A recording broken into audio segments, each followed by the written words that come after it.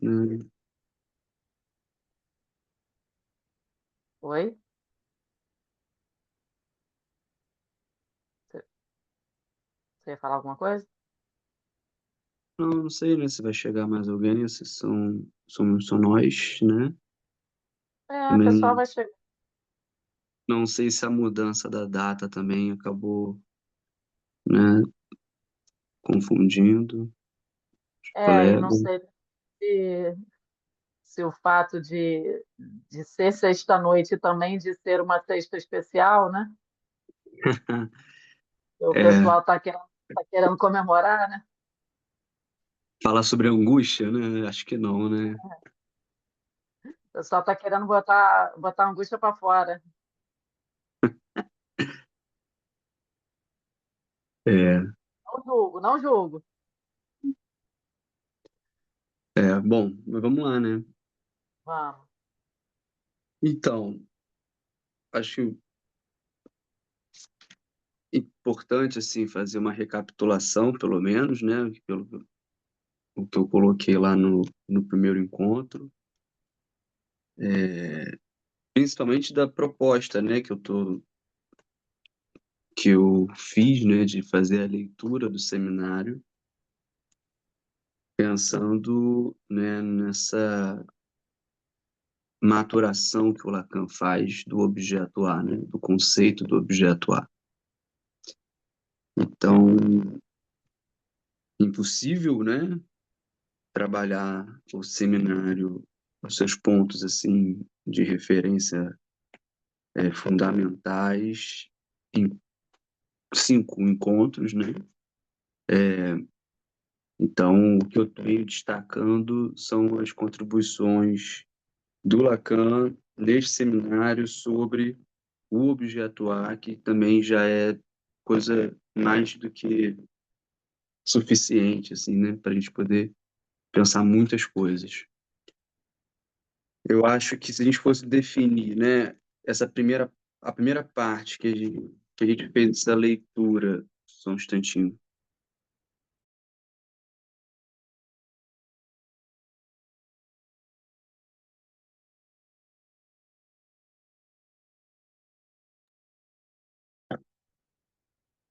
O cachorrinho queria entrar no quarto. Essa primeira parte, né, que a gente fez a leitura no primeiro encontro, ele trabalha bastante, né, o simbólico e o imaginário, a partir daquele esquema óptico, né? E eu diria que nessa segunda parte, quando ele vai, né, trabalhar esse estatuto do objeto A, que é justamente a nomeação que o Miller faz na hora de organizar o seminário desta parte que a gente vai ler hoje, ele dá todo um peso, né, para o real, para a instância do real, né? Então a gente poderia dizer assim que ele faz essa extração do objeto A, do simbólico e do imaginário e traz esse estatuto de um objeto real, né? Real no que diz respeito a essa a uma dessas instâncias psíquicas, né? Bom, e ele já começa essa parte, né, com a lição 7, já trabalhando ali um pouco dessa lógica que ele vai trazer em relação à referência do objeto A com a angústia, né? Quando ele nomeia, ele vai pontuar que essa angústia ela não é sem tê-lo, né? Não é sem ter o objeto. Isso é uma coisa, inclusive, que a gente trabalhou no último encontro, quando ele fala que é alguma coisa, então, que aparece lá no lugar do menos φ, no esquema óptico, né? E que não deveria aparecer. E isso causa angústia, né? E, bom, vou direto aqui para a página 98, né? Onde ele vai dizer, né, que no um, dois, três, no quarto parágrafo, né? Ele vai dizer então que isso não equivale a dizer que este objeto, né, seja apenas o avesso da angústia, mas que ele só intervém, só funciona em correlação com a angústia. Ou seja, o que ele está dizendo é que o objeto A ele não é o objeto da angústia, mas ele está nessa correlação com a angústia, né? E ele vai continuar aqui dizendo, né, que a angústia é como nos ensinou Freud, né, desempenha em relação a algo essa função de sinal, né?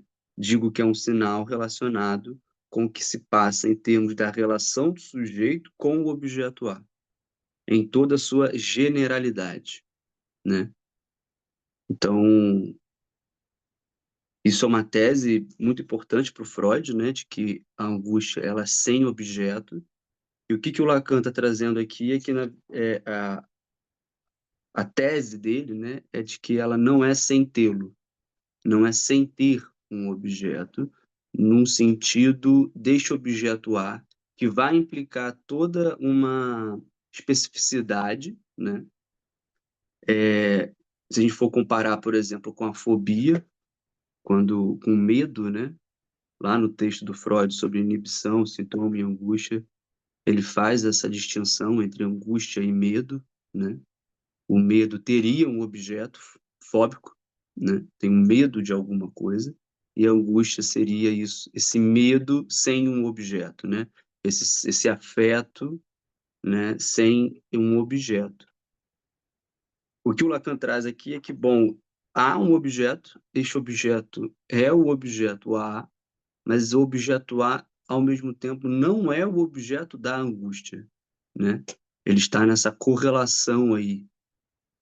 Ele aponta, ele é um sinal dessa correlação entre o sujeito e o objeto A, né? Mesmo porque essa segunda parte, né, do seminário, ele vai, inclusive, aprofundar, né, ainda mais a relação entre o objeto enquanto causa do desejo, né, e não enquanto causa de angústia, né, mas a angústia é um sinal de que há uma relação específica ali do sujeito com o objeto A.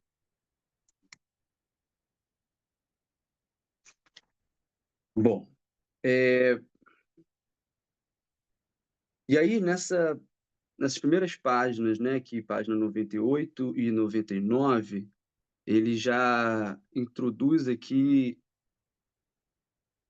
questões muito importantes para a gente poder já começar a estabelecer esse estatuto deste objeto A, né? Ele, por exemplo, começa falando sobre essa notação algébrica, né? Ou seja, por que a gente se refere a este objeto como a letra A, com a letra A, né? E ele imediatamente faz referência a esse conceito de letra, né? No qual é importante a gente poder pensar, né?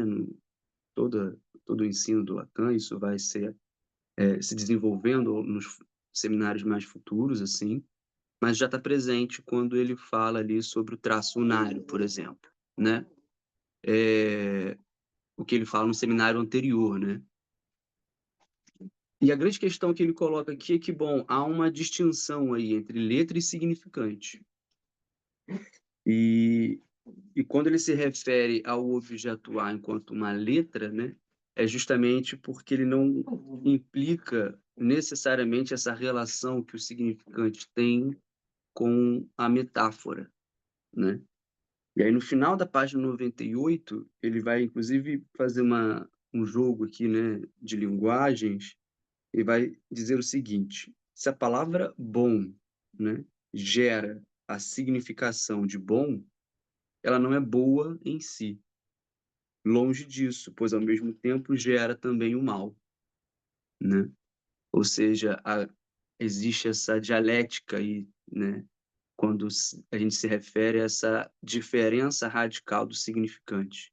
Ela cria ali esse duplo sentido, né? E essa é a grande questão do simbólico, né, para o Lacan, dessa dimensão de um duplo sentido. Eu acho que, inclusive, isso vai também nos ajudar o porquê que o Lacan vai se referir a este A, né, essa letra A, como um objeto, né? Porque objeto, né, a gente pode incluir aqui nessa referência ao significante, faz uma referência ao sujeito, né? Da mesma forma que o significante bom faz referência ao mal, o significante objeto, né, faz uma certa referência ali a esse sujeito.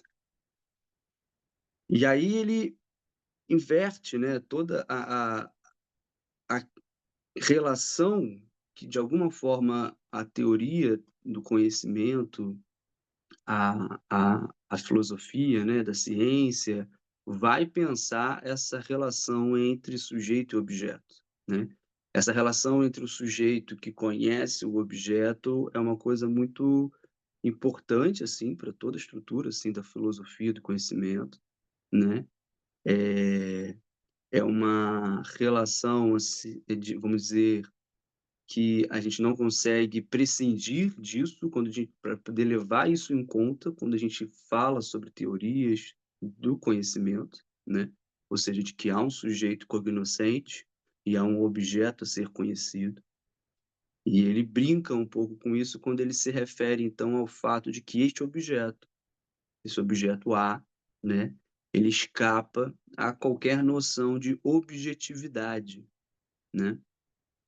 Nesse sentido da própria relação sujeito e objeto que consta lá enfim, em toda a discussão da teoria do conhecimento. E lá no início da página 99, no primeiro parágrafo, ele vai dizer, né? Do mesmo modo, designar este pequeno a pelo termo objeto é fazer um uso metafórico também dessa palavra, né? Uma vez que ela é tomada de empréstimo dessa relação, né, sujeito e objeto, a partir da qual se constitui o termo objeto. Ele é certamente apropriado para designar a função geral da objetividade, mas aquilo de que temos que falar mediante o termo a é justamente um objeto externo a qualquer definição possível de objetividade. E ele vai, a partir daqui, ao longo do seminário, trabalhar essa objetalidade do objeto, né? Ele vai tentar excluir qualquer. eh, Ele vai, de fato, criar ali um objeto que é um anti-objeto, né? Nos termos mais tradicionais da filosofia kantiana sobre essa relação entre sujeito e objeto, de toda essa objetividade do pensamento ocidental, né? Em relação aos objetos da realidade, aos objetos de troca, né? Aos objetos comuns. E ele vai então começar a pensar e estruturar os estatutos desse objeto A como sendo o avesso de qualquer objetividade. Então, quando a gente fala em psicanálise sobre o objeto a gente precisa, de alguma forma, levar em conta que a forma como Lacan vai construir esse conceito é a partir de uma negatividade, né? É a partir não só de uma falta e a sua relação com o corpo e a linguagem, mas também conceitualmente, né? A partir de uma negatividade ali conceitual, de que a gente não consegue, então, dar uma objetividade que a gente daria para a ideia de objeto para este objeto A, né? E aí, logo em seguida, ele menciona a estética transcendental, né? E aqui é um termo importante, né? Dentro de tudo isso que eu já citei sobre a filosofia do conhecimento, que é bom a, a teoria que o Kant coloca, né? Como sendo a possibilidade de conhecermos os objetos da realidade. E aí é importante a gente fazer abrir um parêntese aqui, né, porque é, é a partir da filosofia kantiana que a ciência, né, se separa drasticamente do campo da metafísica, né, do campo das discussões filosóficas mais ligadas a essa tradição metafísica. E por quê, né? Basicamente, a proposta do Kant de pensar numa estética transcendental é na possibilidade que nós temos de conhecer um fenômeno, né? De conhecer o fenômeno, e que isso sempre vai implicar uma dimensão de espaço e tempo. Isso são características da possibilidade de conhecimento na condição humana. Isso é toda a teoria assim que o Kant vai tentar trabalhar para poder fundamentar a possibilidade de a gente poder eh, conhecer o objeto que se dá no fenômeno. Isso é importante porque o Lacan, desde o primeiro dessa primeira parte que a gente leu, né, ele vem trabalhando bastante essa dimensão da fenomenologia, né? Nos últimos nas últimas lições ele vai citar o Kierkegaard, né? Ele vai falar sobre como é que o objeto A vai aparecer no fenômeno, como é que a castração vai se relacionar com os fenômenos, né? Então, essa ideia de que o objeto A, ele está numa relação direta, né, com o fenômeno que aparece na clínica, o fenômeno da própria angústia, é muito importante, né, para o Lacan.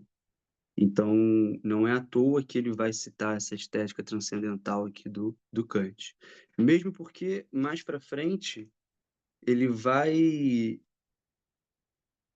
tentar apontar para um caminho assim, que a gente pode seguir, que é reconstituir para nós a estética transcendental que convém à nossa experiência. Ou seja, a nossa experiência, né, analítica, né, clínica. E isso é importante, inclusive, quando lá na frente ele vai falar sobre o problema da causalidade, a relação ali entre o, o Hume e a própria discussão do Kant. Isso talvez a gente consiga discutir no quarto encontro, né? Quando a gente for falar sobre a lição sobre as pálpebras de Buda, que é a lição número 16. Então, essa ideia de estética transcendental é um conceito importante assim, para a gente poder pensar essa, essa virada que o Lacan dá no estatuto desse objeto, né?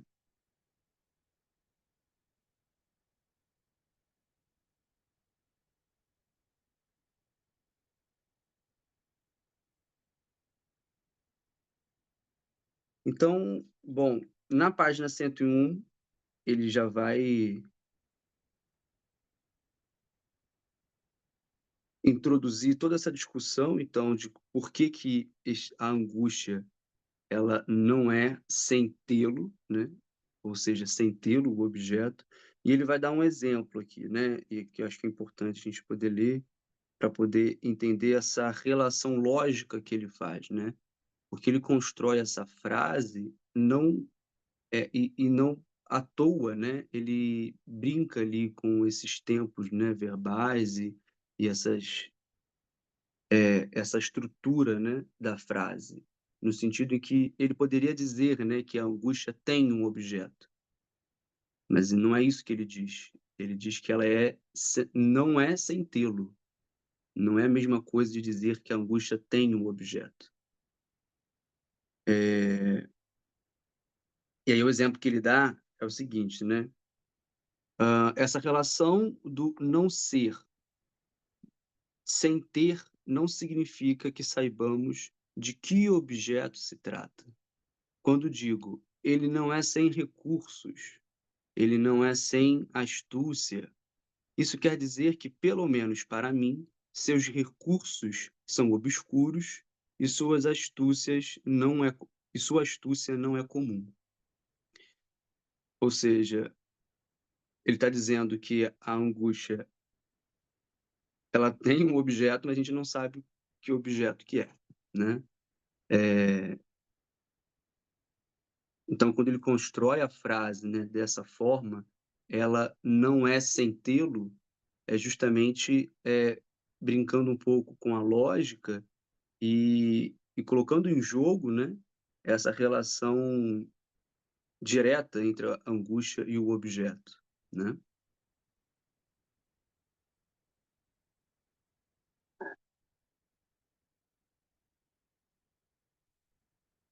E ele continua aqui, né? Essa relação do não ser.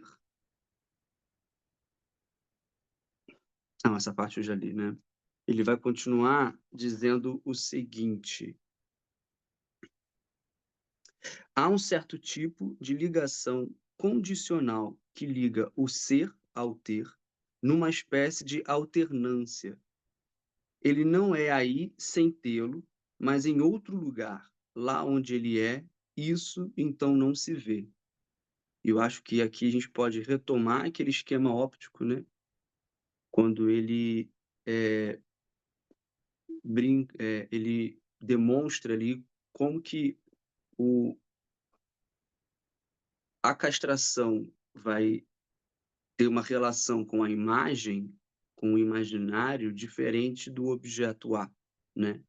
Mesmo os dois, de alguma forma, representando a falta, né?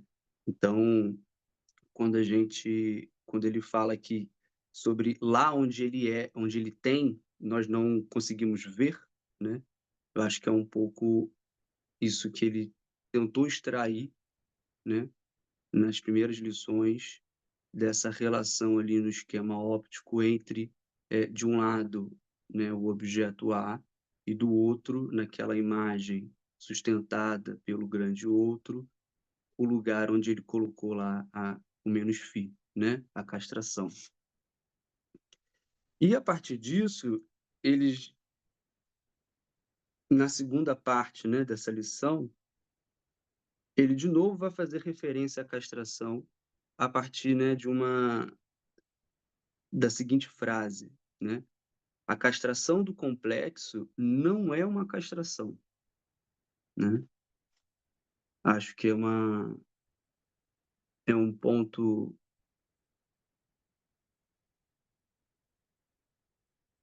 essa coisa evidente assim que é importante retomar assim, né? O No sentido em que quando a gente olha para o complexo de Édipo, a gente sabe que as pessoas não são castradas, né, do ponto de vista do órgão, mas o que o Lacan está colocando é que, bom, a gente precisa pensar então o porquê, né, qual é o estatuto dessa castração do complexo, né? Já que não é a mesma da castração, né, do órgão. E a relação que ele vai fazer aqui é com o corte, né? A relação entre castração do complexo, né, e a castração é o corte.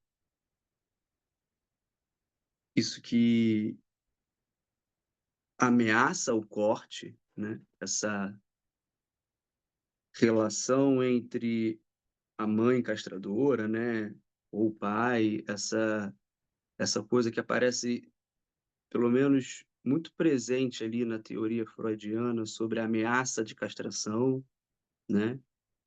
Quando o pequeno Hans está ali naquela relação com a mãe e a mãe diz, né, eu vou chamar o seu pai, você vai perder o seu faz-pipi, né? É, a relação que o Lacan tenta fazer aqui é entre essa dimensão, então, da ameaça do corte. E o que é importante para o Lacan nessa conceituação do objeto? É que esse faz pipi, né, do pequeno Hans, ele vai, a partir do momento que ele é cortado, ele é extirpado do corpo, ele entra dentro das relações de objetos comuns. Ou seja, ele, o Lacan vai fazer a seguinte pergunta, né? Bom, a mãe do pequeno Hans corta o seu faz-pipi e ele vai parar aonde, né? Na mão dela. Ele para ali na mão dela no sentido em que passa a ser um objeto de troca, passa a ser um objeto comum. E nesse ponto, o Lacan vai então teorizar dois tipos de objetos, né? Na página 103, ele vai se referir então a os objetos que são que fazem parte, né, do campo das trocas, das rivalidades, é, enfim, esses objetos que a gente pode não ter e ter, né? E esses objetos que a gente não consegue transmitir.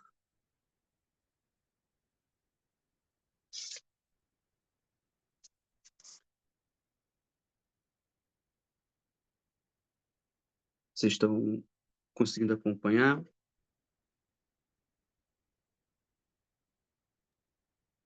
Dentro do possível. Eu estou preocupado de estar indo muito rápido, mas é porque é bastante coisa nessa segunda parte. Eu Não é nem vou. questão de rápido, não, é porque é denso mesmo, né? Uhum. Alcançando o que dá. Essa parte dos dois tipos de objetos, né? A gente poderia. Eu coloquei aqui nas minhas anotações a seguinte pergunta, né? Qual seria a maneabilidade do objeto, né? No sentido desses objetos, né, comuns de troca que a gente tem, né, que circulam, né? E a gente poderia pensar, né, no quanto que este objeto A, do ponto de vista da estrutura do sujeito, ele é radicalmente particular, no sentido em que não há possibilidade do sujeito maniabilizar assim, né, este objeto e transmiti-lo assim para um outro, né? Então, mais para frente, ele também vai pensar nessa interioridade anterior a qualquer tipo de exterioridade. E a gente vai tentar chegar até lá, né? Ele cita um sonho do pequeno Hans, né? Sobre o instalador de torneiras. Eu nem, eu não me recordava desse sonho do Hans, mas é, é um sonho, né, que está correlacionado. Ele faz essa analogia entre esse instalador de torneiras que vai desatarrachar e reatarrachar, né?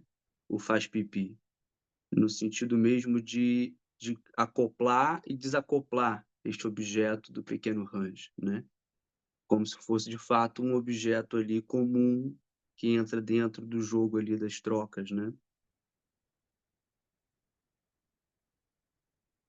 E aí ele vai dizer, né? Essa virada fenomenológica permite, né, nos apontar o que opõe esses dois tipos de objetos.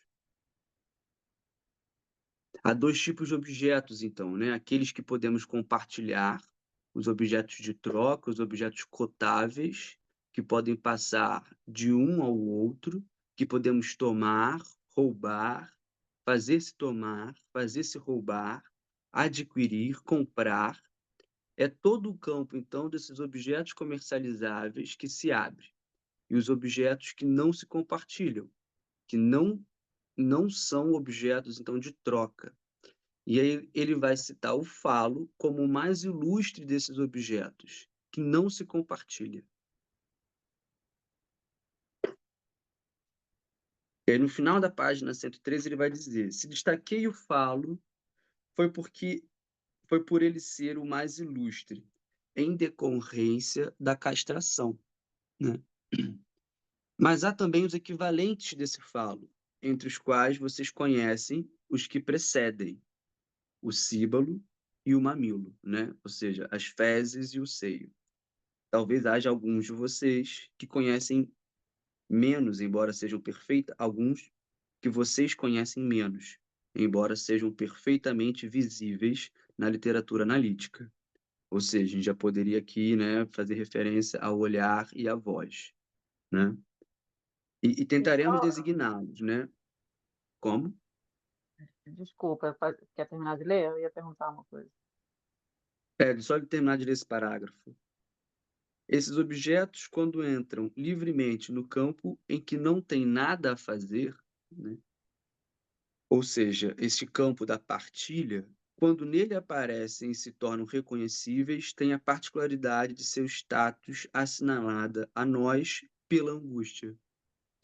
Com efeito, são objetos anteriores à constituição do status do objeto comum, comunicável, socializado. Eis então do que se trata no A, neste objeto A. Qual era a pergunta? Sim.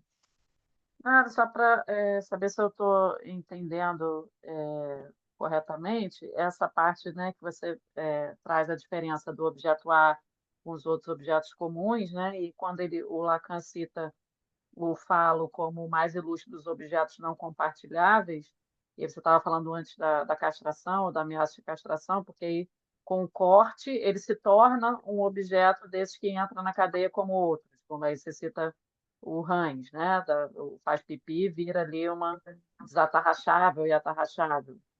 É isso? Sim, e eu falo aqui não é o. E aí acho que é uma colocação importante que ele, inclusive, vai fazer numa lição mais para frente. Eu acho que está na página 100 Isso, na página 151, inclusive, ele vai fazer essa relação ali importante. Que relação? Existe uma diferença entre, né, o faz pipi, né, do Hans, e o falo, né? E o Lacan, ele vai desde o seminário 5, desde o seminário 4, né, das relações de objeto, trabalhar bastante a ideia do falo em é, num paradoxo ali, vamos dizer assim, com essa ideia do pênis na teoria, né, freudiana e tudo mais. Então, o falo aqui, para o Lacan, é este objeto que, bom, ele é simbólico, ele representa ali um objeto de falta, né, que é, né, o objeto da castração, é o falo, mas ele entra em toda essa significação, né? Inclusive, tem uma outra passagem que ele vai dizer que quando ele aparece, há uma angústia, né? E é isso que ele está colocando aqui, né? Quando esses objetos, que não são os objetos comuns de troca, o falo, as fezes, o seio, né?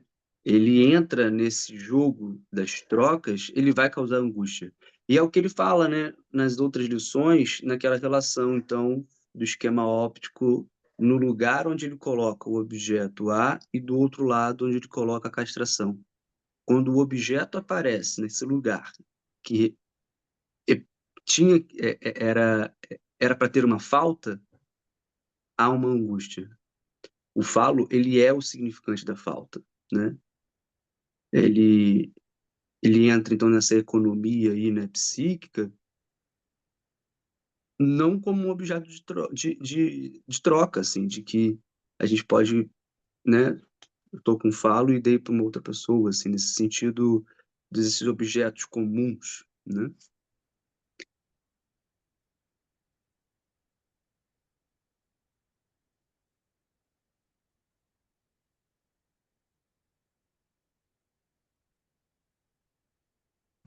E aí, por exemplo, eu peguei uma citação aqui da Colette Soler sobre essa relação ali entre o corte, né, o corte do pênis no pequeno Hans e esses objetos de troca. Inclusive, é deste livro dela sobre o Seminário 10, né, que é Seminário de Leitura de Textos do ano de 2006 a 2007. tá? É uma referência boa para ler o Seminário 10. E a citação dela é o seguinte, né? Se se corta o pênis, ele aparece no campo dos objetos comuns que são representáveis, apropriáveis.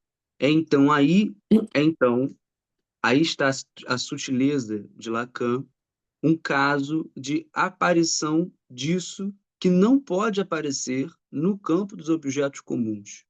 Alguma coisa no lugar do vazio, ou seja, da castração, do menos fi, né? Que deve permanecer vazio no campo dos objetos comuns e que é sinônimo, que vai emparelhado com a inibição do desejo e não apenas com seu impulso. Se eles aparecem, então angústia, né? Pedro, o Marco Aurélio pediu para mostrar de novo o livro, ou anotar, posso anotar aqui também o nome, para que ele não conseguiu anotar? Claro. Aqui, ó. O nome é Seminário de Leituras de Textos, é isso? Isso.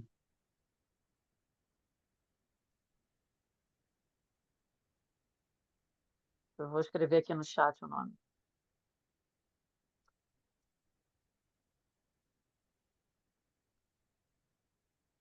Foi? Uhum.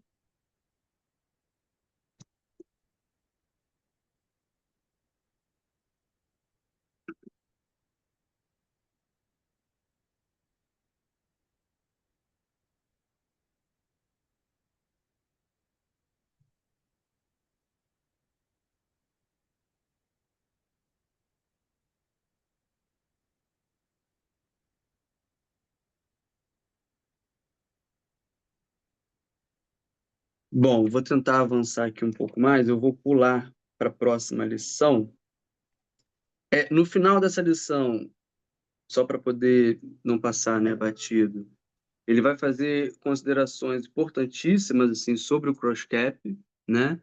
É uma superfície topológica, né?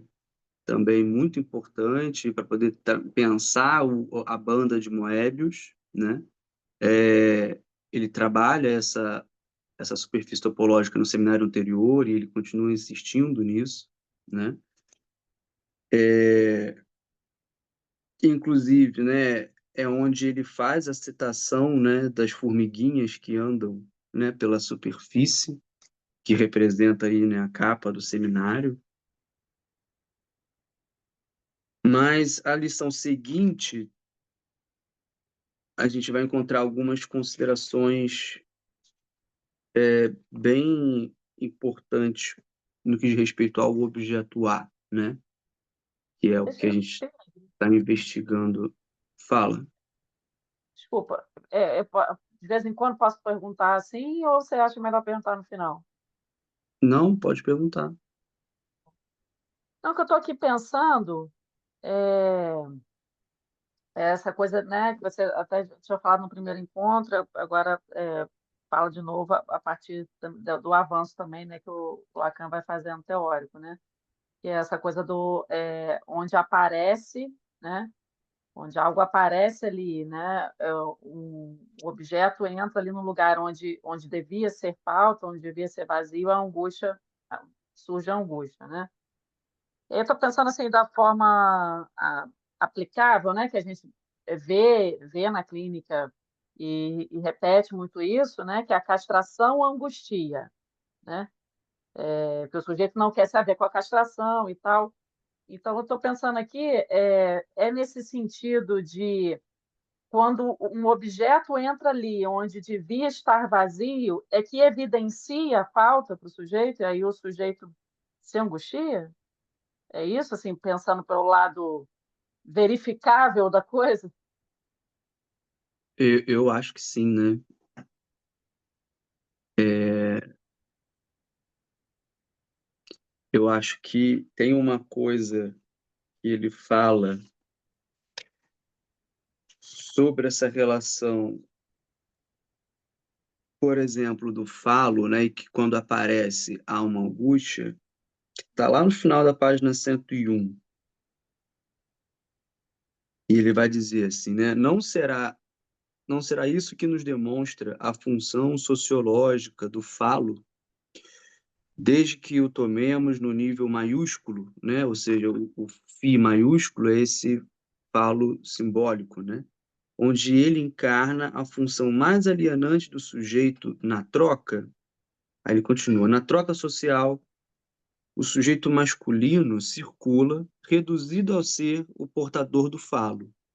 É isso que torna a castração necessária numa sociedade socializada, onde há proibições, sem dúvida, mas há também, e acima de tudo, preferências, como nos assinalou Claude Lévi-Strauss.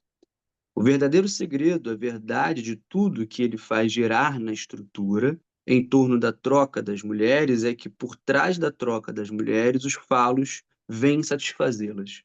Não convém que vejamos que é o falo que está em causa, quando vemos angústia. Isso, de alguma forma, eu acho que me faz pensar nisso que você falou sobre, bom, quando alguma, quando a falta, quando alguma coisa aparece, a gente percebe que alguma coisa ocupa este lugar, há essa angústia. Ou seja, quando alguma coisa aparece, que pelo menos os homens aqui, nesses sujeitos masculinos que circulam, como sendo reduzidos a serem os portadores do falo na sociedade, é quando aparece que o que satisfaz, né, essas, a troca dessas mulheres é o falo e não eles, bom, há uma relação ali de angústia, porque a falta faz circular ali alguma coisa. E quando a falta, né, ele se depara ali com essa angústia, né? Não sei se a gente poderia pensar Sim. por aí, né? Uhum.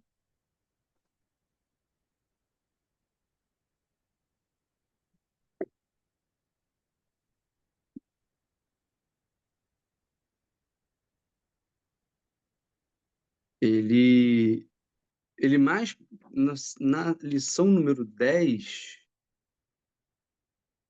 por exemplo, ele vai falar sobre diferentes tipos de falta, né?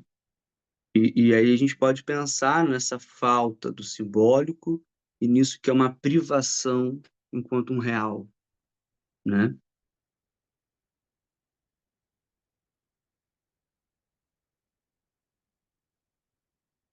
Eu acho que isso é importante para poder, né, de alguma forma dar um sentido para isso que ele fala, né, de que ah, quando a falta, né, há uma angústia. Mas de que tipo de falta que ele está falando, né? Porque ao mesmo tempo, de novo, né, isso a gente já viu também nos outros encontros, né, no primeiro encontro. É, a própria relação com a falta é isso que vai também causar o desejo, dependendo da forma como essa falta aparece, né? Ela vai causar angústia ou ela vai causar desejo.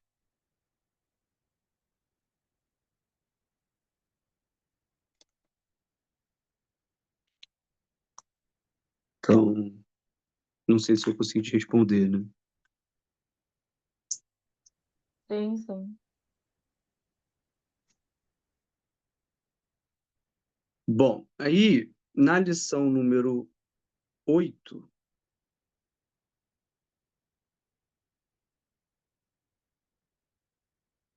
ele vai também continuar trazendo pontos importantes para a gente poder dar um estatuto a este objeto A, né? Alguns traços aí característicos do objeto A, né? E ele começa a lição, né, dizendo que gostaria de dizer certo número de coisas aí sobre o objeto A, para a qual nos orienta um aforismo, né, que promoveu da última vez a respeito da angústia, que ela não é sem objeto. O objeto A, este ano, então, está no centro de nosso discurso. Se ele se inscreve no âmbito de um seminário que intitulei de A Angústia, é por ser essencialmente por esse meio que se pode falar dele, o que também quer dizer que a angústia é sua tradução subjetiva. Ou seja, na lição anterior, ele basicamente disse que o objeto A não é o objeto da angústia, mas ele está dizendo aqui que a angústia é a tradução subjetiva que podemos fazer do objeto A, né? E aí ele continua dizendo o seguinte: ah, essa linha de elaboração que a tradição filosófica moderna levou a seu ponto mais extremo, ali, pelas mediações de Russell, através do destaque da função da intencionalidade, faz-nos cativos de um mal-entendido acerca do que convém chamar de objeto do desejo. Ensina-nos, com efeito, que não há nenhuma noese, nenhum pensamento que não esteja voltado para alguma coisa. Noese aqui é um conceito na filosofia lá do Russell, né? E, e aqui ele trabalha muito bem essa relação, então, entre o objeto enquanto causa de desejo, a partir desse conceito de intencionalidade do pensamento do Russell, né?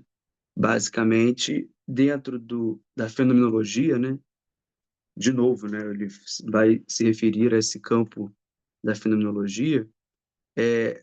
O pensamento é sempre pensamento de alguma coisa. E ele está sempre voltado intencionalmente para algo.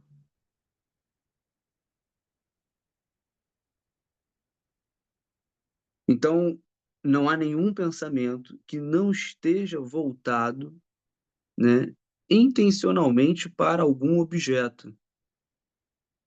A grande questão o que o Lacan traz aqui é que este objeto A escapa a qualquer intencionalidade do objeto. Pelo contrário, ele está atrás dessa intencionalidade. É o objeto A que causa essa intencionalidade do pensamento, né? Fazendo aqui uma releitura dessa filosofia fenomenológica do Russell.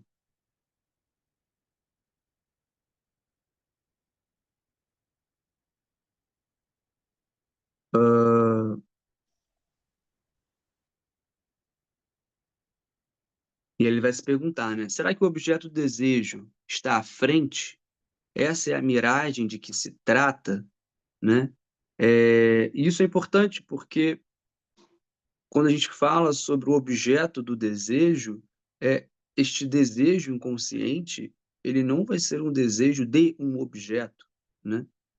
Ele não vai ser um desejo de alguma coisa. Isso é demanda. Isso está dentro de toda a interpretação da estrutura da linguagem, dessa mensagem, né, que recebemos de maneira invertida do grande outro, né? Sendo atravessado ali pelo próprio imaginário, e vamos interpretar isso como demandas. E isso é importante para a gente poder situar o, essa relação que ele vai fazer entre o objeto A como causa de desejo. O objeto A, ele causa o desejo do quê, né? Esse desejo inconsciente, né, é de um objeto comum de trocas, né? De um item que vai, então, suprir essa satisfação. E não à toa, né, na página 115, ele vai justamente pensar na própria relação que o Freud faz da estrutura da pulsão, né? Entre aquilo que é o alvo da pulsão e aquilo que é o objeto da pulsão. Lá né, na Pulsões e seus Destinos, o Freud, de alguma forma, já faz esse tipo de curto-circuito aí entre uma intencionalidade que se volta para algum objeto ou ao contrário, né? Essa proposta, esse estatuto que o Lacan está colocando deste objeto enquanto causador da intencionalidade. E a gente já pode, né, antecipar o fato de que esse objeto A ele causa, né, este desejo por ser um objeto que representa a falta fundamental, a falta originária.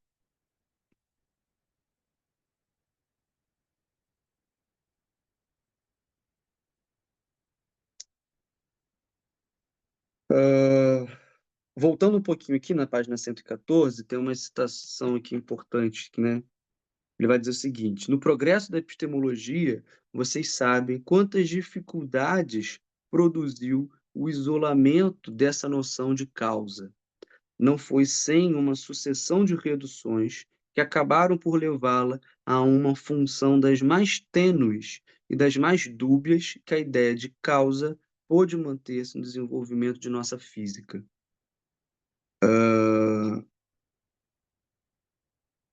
Isso é importante, né? Principalmente nessa discussão que ele vai fazer mais lá na frente no seminário sobre a problemática da causalidade, né? Nessa lição que eu já citei aqui, né? Sobre as pálpebras de Buda, ele vai retomar a problemática filosófica ali desse debate kantiano sobre a causa e o efeito, e, e ele tenta colocar, né? Sustentar toda a problemática da causa sobre o objeto A, né? Ou seja, o objeto A, dentro dessa estrutura, então, né, que implica como efeito o surgimento do sujeito, o objeto A vai comportar toda a problemática da causa. E aí, mas nos próximos encontros, a gente talvez possa resgatar essa problemática, que foi, inclusive, aquele seminário que eu dei lá no início do ano, né, no primeiro semestre. Mas, bom,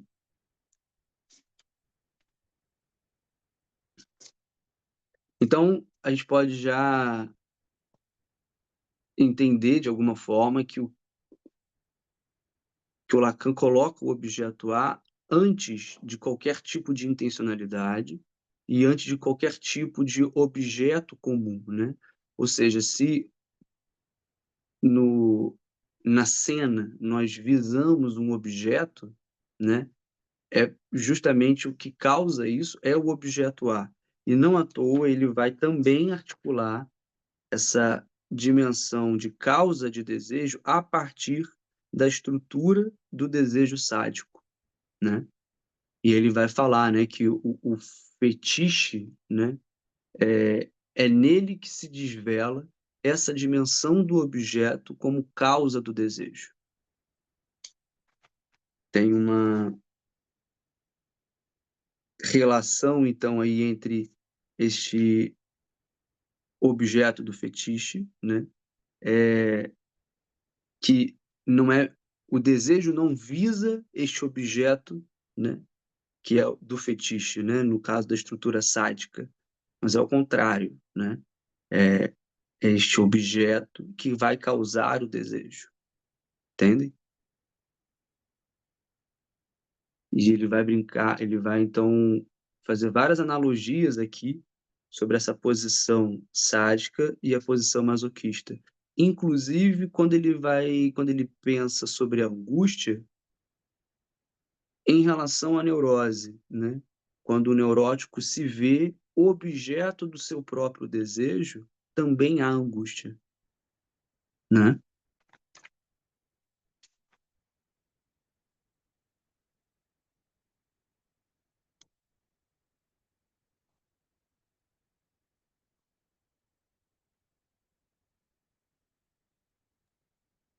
Bom, Você pode falar de novo essa parte do objeto de fetiche e e você fala agora também do neurótico?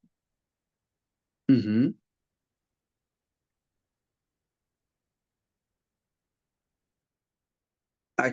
Ele fala sobre isso aqui nas páginas 116 e 117, né?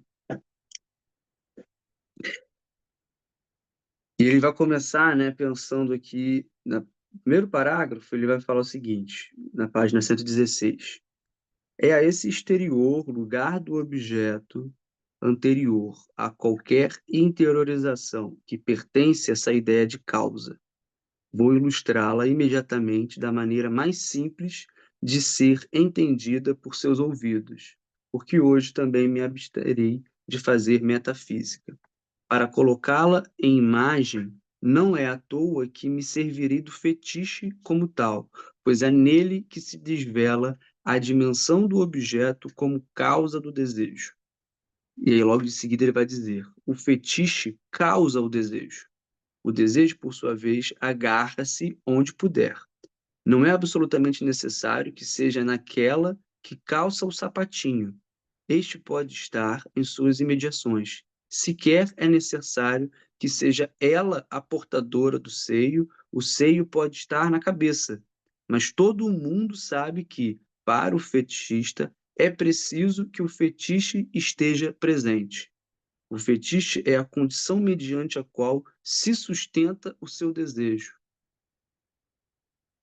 E aí, pensando nessa estrutura da incidência, né, do objeto A, na estrutura da perversão, né, do perverso, no caso de um desejo, do fetiche, né, qual é a relação que a gente pode fazer aqui? Né? O neurótico ele produz sintoma e o perverso produz fetiche. Se a gente for pensar nessa relação com o objeto A, né? Ou seja, com isso que de alguma forma está relacionado ali à castração, né? É, o fetiche, ele é aquele brilho no olhar que causa o desejo.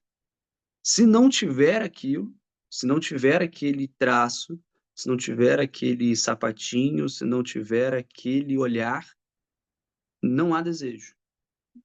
Não há nenhuma questão ali, não há nenhuma, né, intencionalidade do pensamento em relação àquela cena que se monta ali, né?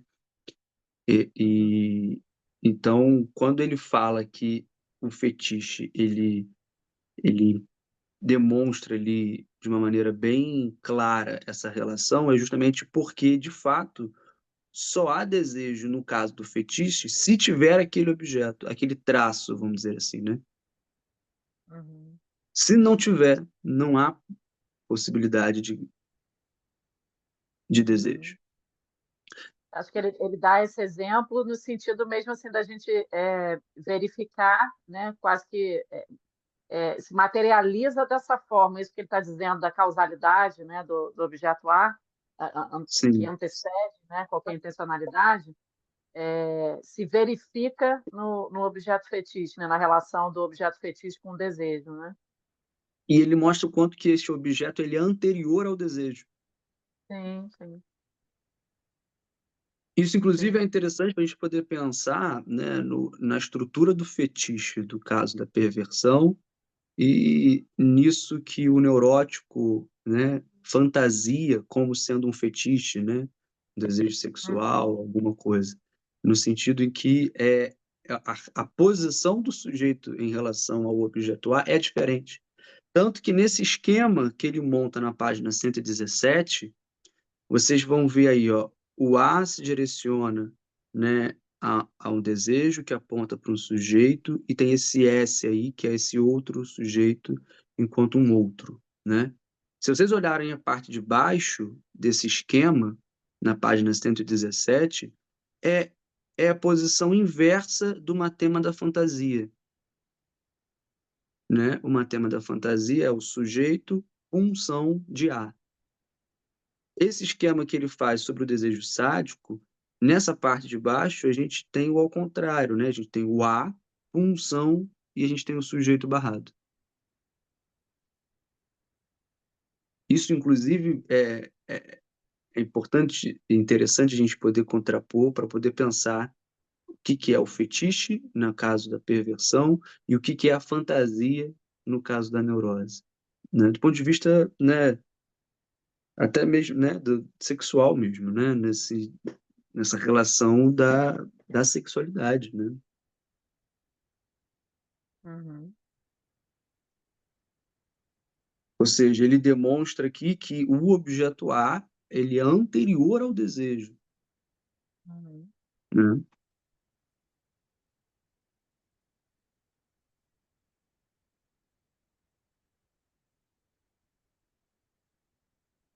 E é tão importante a gente entender isso, né, do ponto de vista da estrutura, né, como você falou, é diferente no caso do neurótico, né, que diz de um, de um fetiche no sentido de uma fantasia sexual, né, é outra Uhum. coisa, né, a gente está falando de uma posição subjetiva, né, dentro de uma outra estrutura. E aí é só a gente poder pensar, né, como é que os matemas que o Lacan vai construir são fundamentais para transmitir ali essa dimensão teórica, né? Porque no caso desse fetiche do perverso, né, se não tiver o fetiche, não há desejo.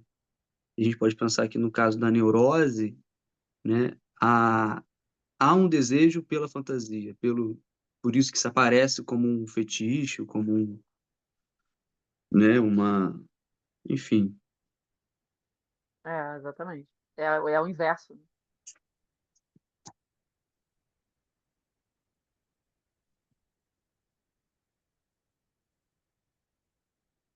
Bom, ele vai continuar trabalhando bastante essa dimensão, então, do sadismo, do masoquismo, e ele vai pensar como é que se dá essa estrutura, né, da perversão, que nessas duas posições, né, sádico e masoquista, é fundamental a estrutura da cena, né? Se monta uma cena e os sujeitos vão ocupar estes lugares, né? E a partir disso ele vai pensar na passagem ao ato e no acting out, né? Através então dessa dimensão de uma cena que se cria e aquilo que se deixa cair ou não da cena. E essa é toda uma relação que ele vai desenvolver a partir do caso, né, da mulher homossexual que o Freud atende e que comete uma passagem ao ato, né, pula lá da ponte quando recebe o olhar do pai. Enfim, esse caso é importante, assim, para poder pensar essas, esses, esse dualismo aqui que o Lacan coloca entre, de um lado, passagem ao ato e do outro, acting out, que ele vai, inclusive, inserir naquele esquema que ele faz na primeira lição, né? Aquele esquema da diagonal, né? De inibição, sintoma e angústia. Ele vai acrescentar lá, né? Além daqueles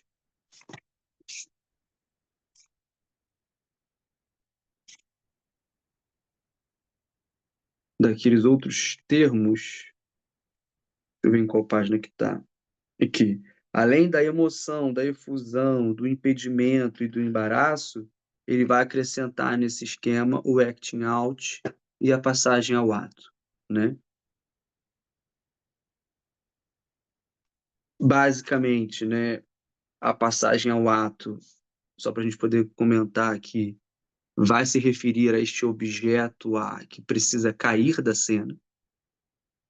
O sujeito ele vai se identificar com este objeto que cai da cena, que deixa a cena, que sai da cena, né? Enquanto que o acting out eu eu prefiro assim relacionar de imediato aquilo que o Freud fala sobre a repetição na transferência, aquilo que não se lembra, não se fala na transferência, mas que se atua, há uma atuação, né, na transferência. Então, o acting out é isso que não aparece na cena e precisa ser é, atuado para o grande outro, né? Enquanto que a passagem ao ato é isso que sai da cena.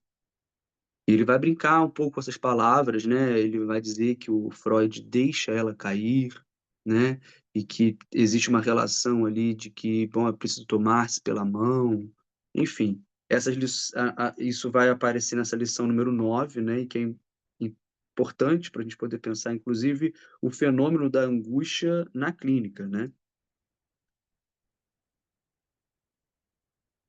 Mas eu vou seguir aqui para a lição número 10, onde ele vai trazer, né, algumas considerações importantes sobre o objeto A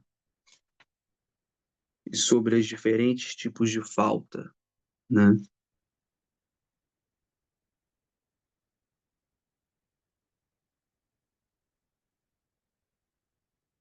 Então ele vai de novo retomar algumas questões teóricas fundamentais, seja no Freud, seja nessas proposições que ele está colocando aqui nesse seminário. E ele vai começar, né, essa lição número 10, que inclusive se intitula, né, de uma falta irredutível ao significante. E acho que isso dá toda uma dimensão aqui do quanto que ele está extraindo do simbólico isso que é um objeto A enquanto um objeto real, real no sentido da instância do real, né?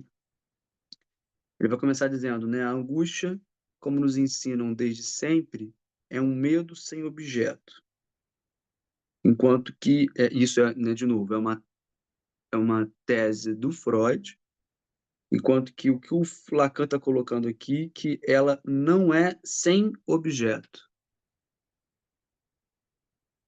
Isso não quer dizer que este objeto seja acessível pelo mesmo caminho de todos os demais.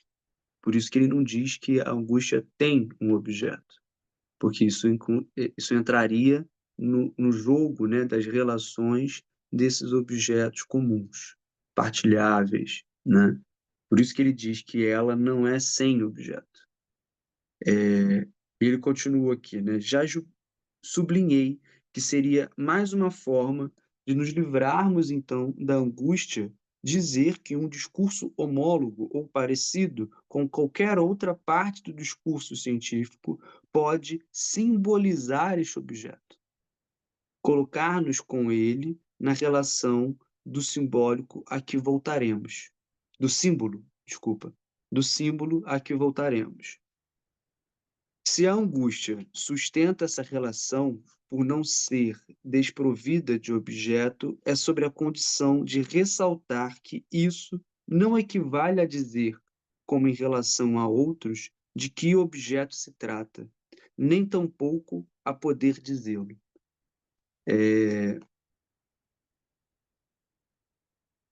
O que o Lacan está colocando aqui, que é de alguma forma a relação da angústia com este não é sem ter um objeto, é justamente porque não é possível nomear este objeto, né?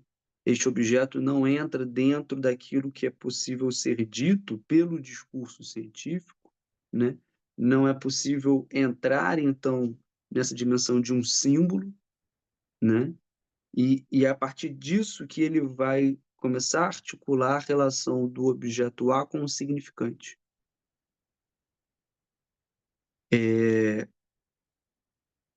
Essa relação, então, de que o significante vai implicar esses cortes no corpo destes objetos que são extirpados e que vão entrar aí em toda essa economia psíquica, né?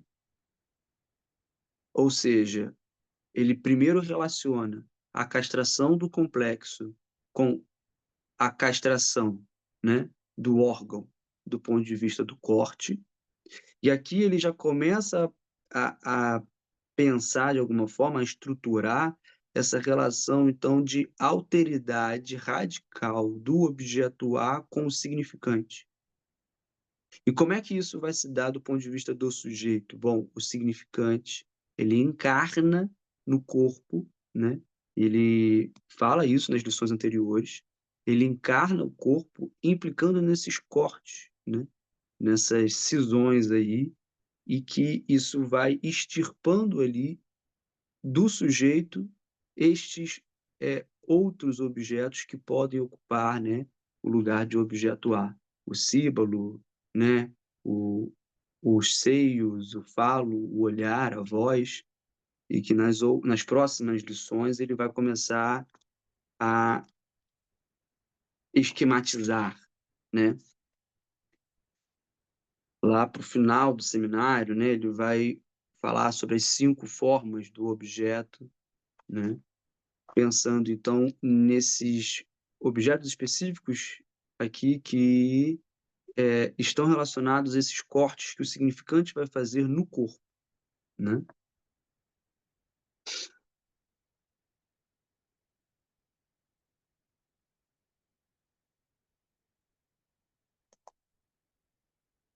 Em outras palavras, ele continua aqui, a angústia nos introduz com a ênfase da comunicabilidade máxima numa função que, para nosso campo, é radical, a função da falta.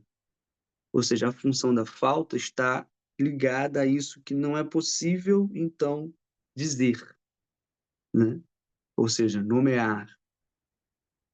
É isso que está ligado ao que não é um significante, né? Não é possível ser significantizado.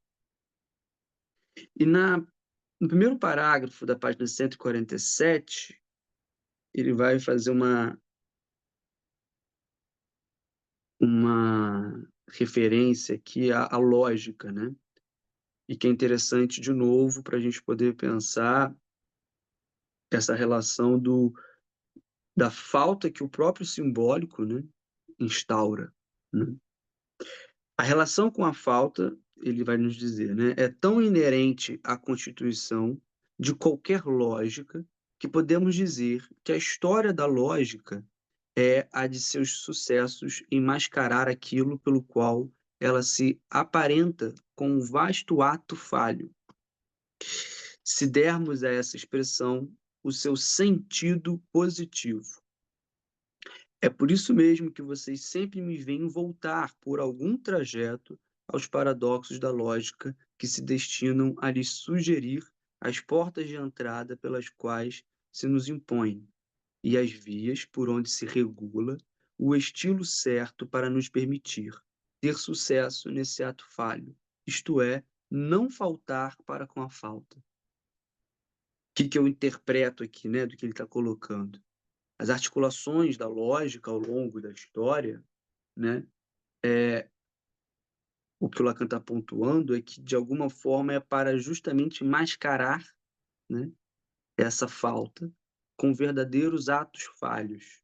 E o que ele vai dizer sobre esse ato falho? Né? Bom, se a gente der o sentido positivo a este termo, ou seja, é um ato que revela a falha, né? Que revela a falta.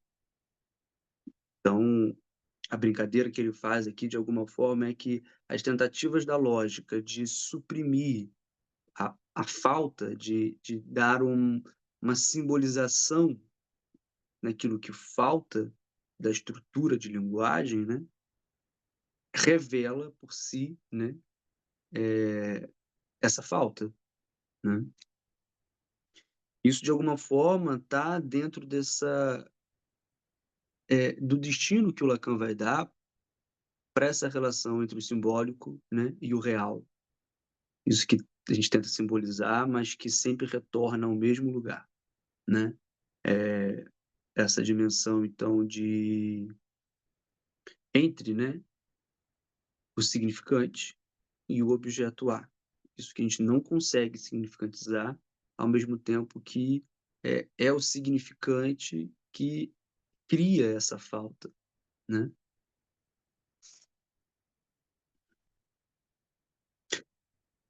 E aí ele vai dizer uma coisa interessante aqui na página 147 sobre a falta. Eu lhes disse, em síntese, que não existe falta no real, que a falta só é apreensível por intermédio do simbólico. É no nível da biblioteca que se pode dizer: aqui está faltando o volume tal em seu lugar.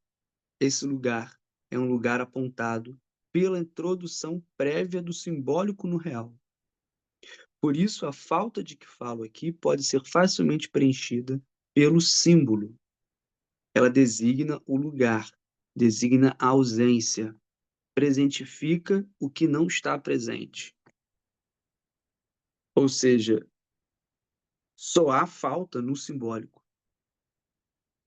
Por isso que ele vai relacionar o significante fálico, o falo, né, ao significante da falta, né? Na estrutura da linguagem, o falo é isso que simbolicamente representa a falta, né? O real, então, não há uma falta no real. Não é possível, então, pensar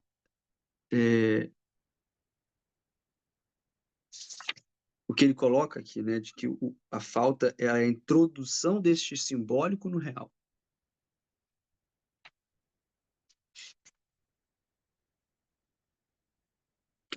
Em seguida, ele vai falar, né, sobre o toro, né? Ele fala sobre esse círculo irredutível e os círculos que não são, né, redutíveis do ponto de vista topológico.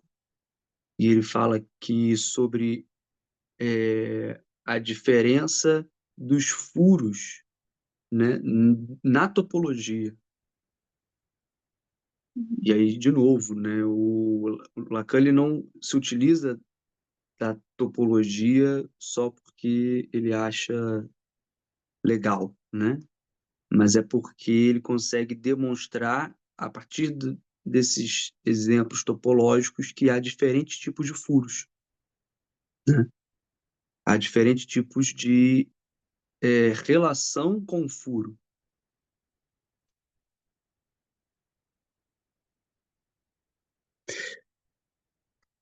Vou de novo vou avançar aqui e vou direto para a página 151,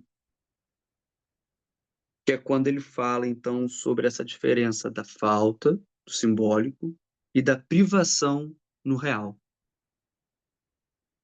E aí a gente pode recapitular aqui, de alguma forma, aquela discussão que estava tendo sobre a castração e o falo, sobre isso que aparece no lugar daquilo que não deveria aparecer.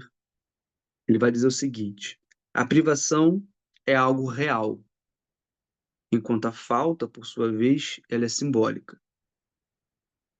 É claro que uma mulher não tem pênis, mas se vocês não simbolizarem o pênis como um elemento essencial para se ter ou não ter, ela nada saberá dessa privação. O que a gente pode interpretar aqui, né? Do ponto de vista clínico, né? A gente vai perceber que a simbolização do falo, ela vai se dar em cada estrutura de uma maneira, né, particular. O sujeito vai se dar conta de que falta alguma coisa específica a partir daquilo que ele simboliza enquanto falo, né? O que é diferente de uma privação real, né? E diferente daquilo que aparece como da ordem do real. A perda de alguma, né? De algum objeto do ponto de vista de ter sido privado daquele objeto. Isso aparece enquanto um real. E essa dimensão, então, do falo e da castração vai aparecer na clínica dentro dessa estrutura simbólica, né? Isso, é claro, tem toda a relação com a metáfora paterna e essa simbolização, né, do falo, desse significante. O que ele está relacionando aqui de alguma forma, então, essa relação que a gente vai ter, pelo menos, né, do sujeito com a falta, a partir dos significantes. E essa privação, de alguma forma, isso que é da ordem do real, ele vai, de alguma forma, remeter ao objeto A, né? Ou seja, a falta, essas diferentes faltas, né? Enquanto sendo uma falta no simbólico e essa privação no real. E o que talvez mais para frente a gente possa, né, falar sobre um objeto real, né? Esse objeto que é que é o objeto A, né? Que ele escapa ao significante e que não é possível nomeá-lo, né? E ele continua: a castração, eu lhes disse, ela é simbólica, ou seja, refere-se a um certo fenômeno de falta. Ela aparece no decorrer da análise, uma vez que a relação com o outro, que aliás não esperou pela análise para se constituir, é fundamentalmente então nela. No nível dessa simbolização, isto é, na relação com o outro com O maiúsculo, na medida em que o sujeito tem que se constituir no discurso analítico. Uma das formas possíveis de aparecimento da falta é o menos fi, que é a castração imaginária, o suporte imaginário da castração. Mas essa é apenas uma das traduções possíveis da falta original, do vício estrutural inserido no ser no mundo, do sujeito com que lidamos.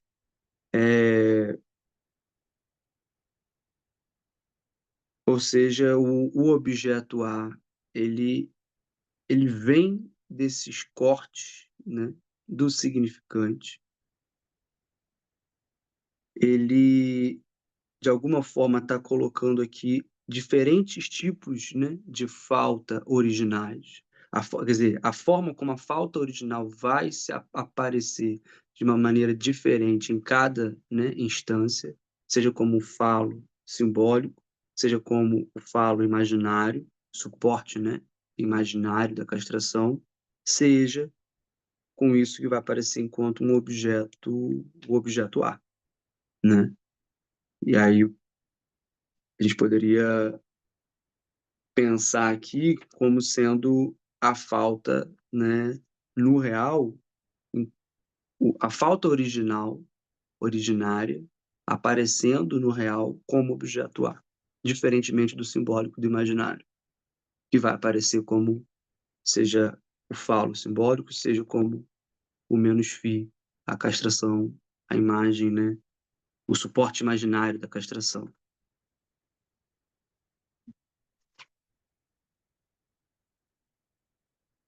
Bom, alguma pergunta?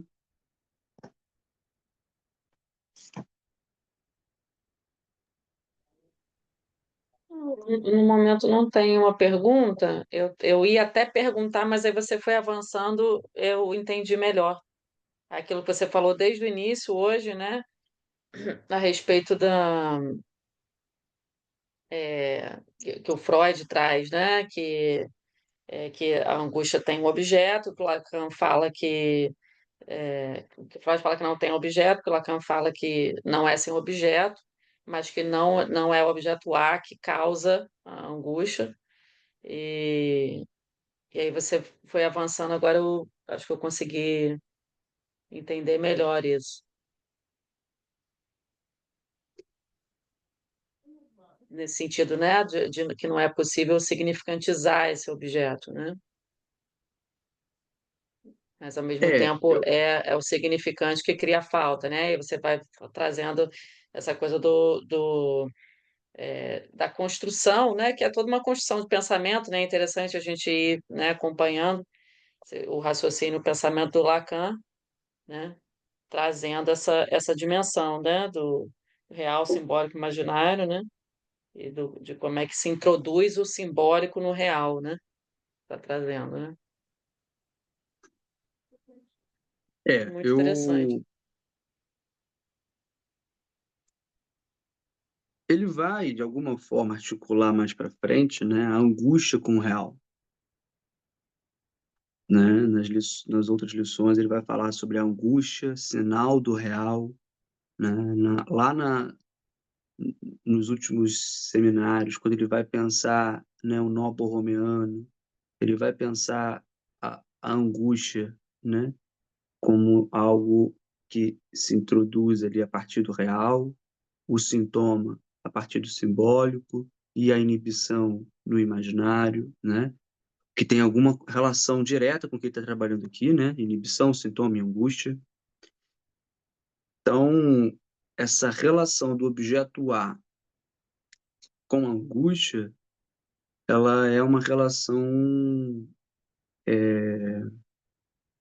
não é uma relação qualquer, não é essa relação, então, de uma relação direta em que um está implicado no outro, né? Porque, de novo, ele vai dizer, se o Freud diz que a angústia é sem objeto, o Lacan vai dizer que ela não é sem tê-lo e que não é o objeto A que causa a angústia, mas que a angústia é uma tradução, né, dessa relação do sujeito com o objeto A. E eu acho que ele vai desdobrar isso no real, né, a partir do real. Porque, se a gente for pensar do ponto de vista do nó borromeano, é o objeto A que vai dar amarração aos três registros. Então, se a gente for articular aí o objeto A e o real, a gente pode trabalhar essa dimensão da angústia. Se for pensar o objeto A e o imaginário, a gente pode trabalhar essa dimensão da inibição. E com o simbólico, o sintoma, né? Se a gente for lá na terceira, né, no seminário sobre RSI, sobre o sintoma, acho que são avanços que ele vai fazendo, né? Aqui ele está num momento específico e que vão ter muitas consequências, né? Inclusive com essa dimensão do corpo, né? Quando ele vai, de alguma forma, articular aqui essa encarnação dos significantes no corpo, né? Que é isso que a gente apresenta para o outro, né? A gente se apresenta com o corpo. E é sobre o corpo que vai encarnar os significantes, né? Lá em radiofonia, por exemplo, ele vai falar que o lugar da linguagem é do corpo, né? O outro, né? Esse outro com O maiúsculo enquanto estrutura de linguagem, né? Tem uma... Lá na primeira lição, né, que a gente trabalhou aqui, ele vai falar sobre essa encarnação, na página 100. O que eu acho que é interessante para, de novo, né, aqui nesse seminário, ele vai pensar o significante enquanto esse corte da castração. Isso que corta ali e cria uma falta. Por isso que ele, de alguma forma, colocou aqui, né, o simbólico, ele vai criar, ao entrar no real do corpo, né, ao entrar no real, ele cria a falta. Ele corta, ele faz esse corte aí, e que tem toda uma dimensão ali que ele vai colocar como uma relação do sujeito com a sua objetalidade, né? Esses objetos que são extirpados vão determinando essa relação do sujeito com os objetos, né? Quando ele vai pensar sobre o objeto, esse objeto de perda, as fezes, o seio, né? O falo, a voz, o olhar, são objetos que vão sendo extirpados e cortados, né? São cortados, são castrados a partir do quê? Do significante, né? Então há toda uma construção que ele vai fazendo ao longo do seminário sobre essas relações ali do sujeito e o objeto, assim, enquanto que o objeto esse objeto A vai constituir esse sujeito. O sujeito vai ser um efeito disso que cai do outro enquanto objeto A, disso que cai do significante, disso que a gente pode pensar, né? O que é um sujeito? É isso que um significante representa para um outro significante. E ele está colocando aqui, de alguma forma, que o significante vai implicar nesse corte. Quando o significante é introduzido no real, se cria ali uma falta. Alguma coisa que não é significante, ou seja, que é o objeto A.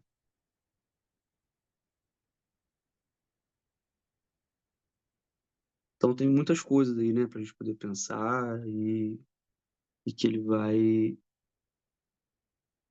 introduzindo, só introduzindo, né, e que isso vai sendo aprofundado ao longo dos outros seminários. Então eu acho, assim, que o Seminário 10 é uma grande virada, assim, principalmente em relação a essas instâncias do simbólico, do imaginário e do real. Justamente porque é quando ele dá todo esse estatuto ao objeto A.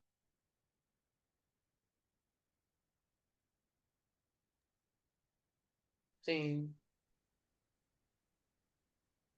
sim, muito bom. Muito interessante pensar isso junto. Que no meu caso dá para pensar junto mesmo ainda. Eu não conseguiria ler isso e pensar sozinha a respeito. Bom, vamos pensando Muito bom. junto, né. É.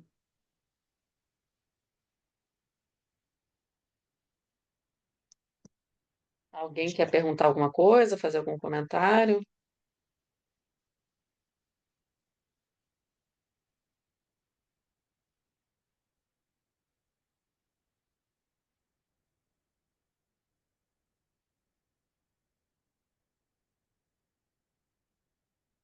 que você acha, Pedro? Podemos ficar por aqui hoje? Vamos, né, vamos comemorar aí, já tá na hora de Sim. chega de angústia, né. É semana que vem, né? O próximo encontro, não é isso? Ou daqui a 2 semanas? Agora eu tô na dúvida, peraí. Não, acho que daqui a 15 dias, né, da outra semana, é dia 26. Ah, tá. É verdade, isso mesmo.